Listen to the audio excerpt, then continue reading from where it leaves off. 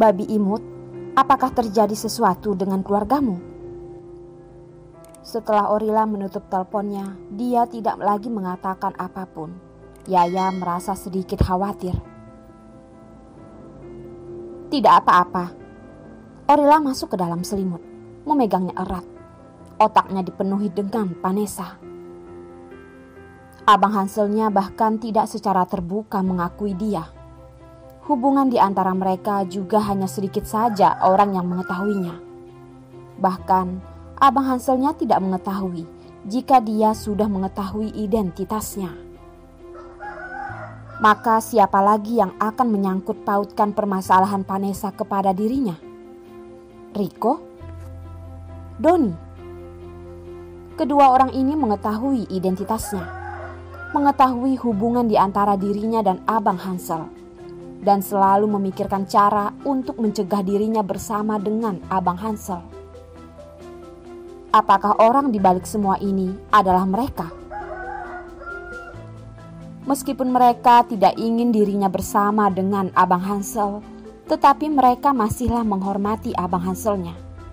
Mereka tidak mungkin memilih cara sebodoh ini untuk menyakitinya. Orila dengan segera mengeluarkan kedua orang itu dari kepalanya. Selain mereka berdua, masih ada siapa?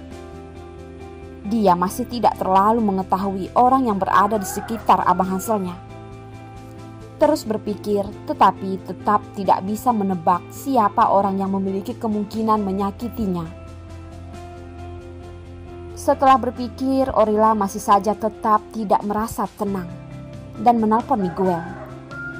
Tetapi meskipun dia sudah menelponnya beberapa kali, tetap saja tidak diangkat. Kenapa Abang Hansel tidak menjawab teleponnya? Apakah sedang terjadi sesuatu dengannya? Memikirkan hal ini, Orila membalikkan badannya dan langsung berdiri, mengagetkan orang yang sedang tidur di sebelahnya. Yaya juga mengikutinya duduk, melebarkan matanya yang sudah akan terlelap. Babi imut, kamu kenapa? Kak Yaya, aku harus kembali ke kota Atmajaya. Tidak bisa, dia harus kembali ke sisi Abang Hanselnya. Melihat sendiri jika tidak terjadi apa-apa dengannya, barulah dia bisa merasa tenang. Babi imut, ini sudah malam. Di luar semuanya hanya ada kegelapan. Lebih baik jika kamu pulang besok pada pagi hari, ucap Yaya khawatir. Aku harus pulang sekarang juga. Orila sudah memasang baju luarannya dan pada saat itu tiba-tiba Abang Hanselnya menghubunginya. Melihat Abang Hansel yang menelponnya, Orila merasa dirinya melemas. Pada saat dia mengangkatnya, seluruh tangannya sedang gemetar. Abang Hansel, apakah kamu baik-baik saja? Dia sangat takut jika terjadi sesuatu kepada Abang Hansel. Rila, keluarlah. Suara Abang Hansel terdengar dari dalam handphonenya. Terdengar sangatlah dekat. Iya, apakah kamu sedang berada di luar? Orila bertanya, tetapi dirinya sendiri sudah berlari keluar tenda.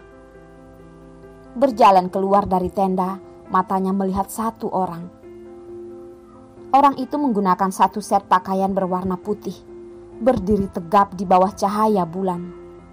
Cahaya bulan menyinari tubuhnya, membuat bayangan tubuhnya terlihat sangatlah panjang. Terlihat seperti seorang dewa.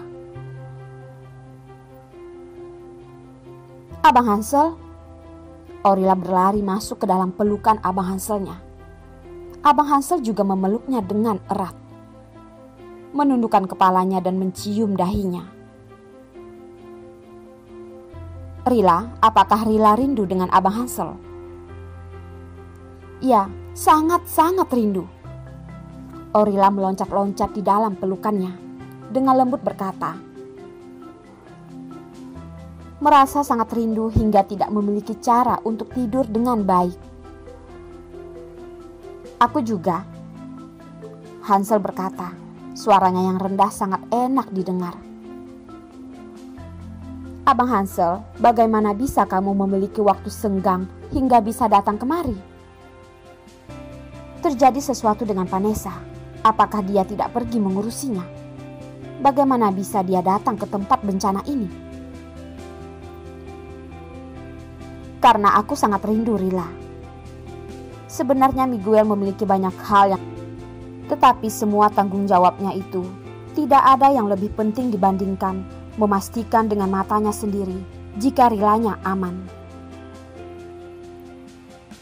"Abang Hansel." Orila mendongakkan kepalanya dari dalam pelukan Abang Hansel. Di bawah sinar bulan, tidak bisa menahannya dan menciumnya. "Rila," hati Miguel berdetak keras, menggunakan satu tangan memeluk erat pinggangnya, memeluk dia dan menciuminya dengan ganas. Mereka berciuman sangat lama.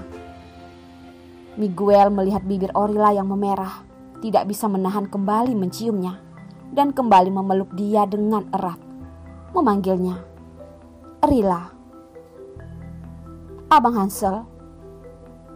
"Ya, aku sudah menyukai satu orang." Dia berkata dengan suara sangatlah kecil, terdengar sedikit keraguan. Miguel merasa dirinya sedikit bergetar, tanpa sadar semakin memeluk erat Rila. "Rila, tidak boleh mengatakan apa yang tidak ingin aku dengar." Dia tidak ingin mendengar perkataan dari mulutnya jika Rila sudah menyukai orang lain. Meskipun orang itu adalah Miguel juga tidak boleh. Dia adalah miliknya. Di hadapannya dia adalah Abang Hansel, bukanlah Miguel. "Apakah kamu tidak ingin mendengar siapa orang yang aku sukai?" Apa yang sedang Abang Hansel takutkan? Apakah dia mengira jika Rila sudah menyukai orang lain? "Tidak ingin," Miguel berkata dengan datar. "Tetapi aku ingin memberitahu kepadamu." Orila melebarkan matanya. Di bawah sinar bulan, bola matanya bersinar terang, seperti sebuah bintang. Miguel hanya terdiam. Pada saat dia diam, dia kembali berkata, "Aku menyukai presiden kalian. Orang tersebut bernama Miguel," ucap Orila. Miguel terdiam. Dia merasa seperti dirinya sedang dipukul oleh sebuah batu tajam. Dipukul hingga otaknya sudah tidak bisa berpikir. Tangannya tanpa sadar memegang erat pergelangan tangan Orila. Semakin lama semakin erat. "Abang Hansel, kamu menyakitiku." Orila bahkan sudah berkata sejelas ini. Apakah dia masih tidak bersedia mengaku kepadanya? "Abang Hansel, akuilah perasaanmu kepadaku. Kamu katakan kepadaku jika kamu adalah Miguel. Maka aku akan terus berada di sisimu bersama membereskan orang yang ingin menyakitimu." Hati kecil Orila sedang berteriak. Dia sedang menunggu Hansel memberitahu kepadanya. Kali ini, dia masih saja tidak bisa menunggunya. Dia perlahan-lahan melepaskan tangannya, mundur selangkah, dan tersenyum. "Maafkan aku kehilangan kontrol." "Kamu bilang apa? Jika kamu memiliki keberanian, coba katakan sekali lagi." Orila tidak berani mempercayai pendengarannya. Jika dia sekali lagi berkata hal sembarangan, maka seumur hidupnya dia tidak akan memperdulikannya. "Kamu pulanglah terlebih dahulu." Dia memutarkan badannya dan pergi. "Abang Hansel, tidak benar. Aku seharusnya memanggil kamu Tuan Presiden."